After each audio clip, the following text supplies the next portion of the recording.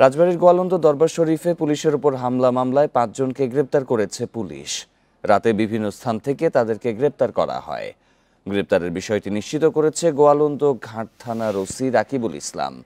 এর আগে শনিবার দরবার শরীফে পুলিশের উপর হামলার ঘটনায় অজ্ঞাত ৩৫০০ জনকে আসামি করে মামলা করেন গোয়ালন্দ ঘাট থানার এসআই সেলিম।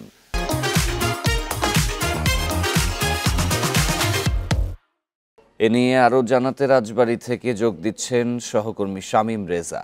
শামীম, এখনো পর্যন্ত ৫ জনকে গ্রেপ্তার করা হয়েছে, তাদের কাছ থেকে কোনো তথ্য পাওয়া গেছে কিনা?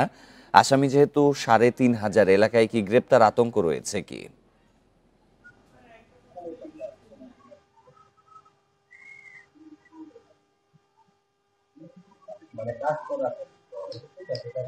হ্যাঁ, যেমনটা বলছিলেন যে নুরাল পাগলার দরবার শরীফে হামলার সময় পুলিশের উপরে হামলা চালায় তৌহিদি জনতা। সেই সময়ে বেশ কয়েকজন পুলিশ সহ অর্ধশত মানুষ আহত হয়। এ ঘটনায় একজন নিহতও হয়েছে এবং এর পরে গত শনিবার দিবাগত রাতে গোয়ালন্দ ঘাট থানার এসআই সেলিম বাদী হয়ে অজ্ঞাত ৩৫০০ মানুষকে আসামি করে কিন্তু একটি মামলা দায়ের করে। সেই মামলারই আজ ৫ জনকে গ্রেপ্তার করেছে পুলিশ এবং তাদেরকে উপজেলার বিভিন্ন এলাকা থেকে অভিযান চালিয়ে গ্রেপ্তার করেছে। তবে গোয়ালন্দ ঘাট থানার ওসি মোহাম্মদ রাকিবুল ইসলাম যেটা বলছেন যে গ্রেপ্তারের পর তাদেরকে আদালতে পাঠানো হয়েছে। আদালতের পাঠানোর পরে তারা রিমান্ড চাইবেন। রিমান্ডের পরে জানতে পারবেন যে আর কোনো তথ্য পাওয়া যায় কিনা। প্রাথমিক অবস্থায় যাদেরকে গ্রেপ্তার করছে, যে ঘটনার সময় যে ভিডিও ফুটেজ বা ভিডিওগুলো ছিল সেই ফুটেজ দেখে শনাক্ত করছে তারা এবং এই ঘটনার সঙ্গে যারা জড়িত তাদের সবাইকে আইনের আওতায় আনারও চেষ্টা করছে বলে জানিয়েছে গোয়ালন্দ ঘাট থানার ওসি।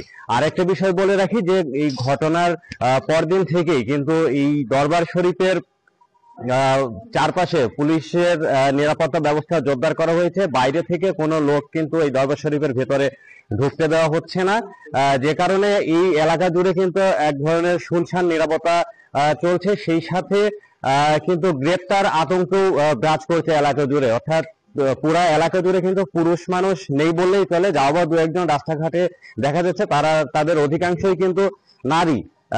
আমরা সকাল থেকেই এই দরবার শরীফে রয়েছে, এখানে এসে দেখতে পেয়েছি যে আইন শৃঙ্খলা রক্ষাকারী বাহিনীর সদস্যরা রয়েছে, তারা বিভিন্ন সময়ে টহল জোরদার রেখেছে।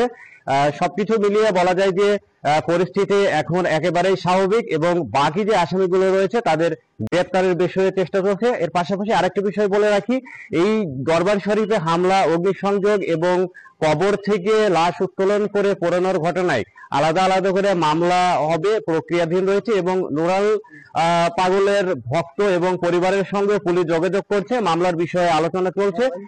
খুব দ্রুতই মামলা দায়ের হবে বলে জানিয়েছে পুলিশ। রাজবাড়ী থেকে জানাচ্ছিলেন সহকর্মী শামীম রেজা।